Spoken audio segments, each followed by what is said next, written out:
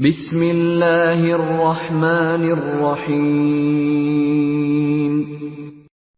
نبی کریم صلی اللہ علیہ وآلہ وسلم نے ارشاد فرمایا کہ عمل نیت سے ہی صحیح ہوتے ہیں یا نیت ہی کے مطابق ان کا بدلہ ملتا ہے، اور ہر آدمی کو وہی ملے گا جو نیت کرے گا۔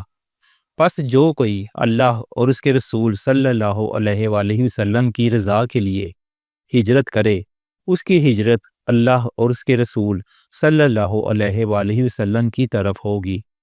اور جو کوئی دنیا کمانے کے لیے یا کسی عورت سے شادی کرنے کے لیے ہجرت کرے گا تو اس کی ہجرت انہی کاموں کے لیے ہوگی۔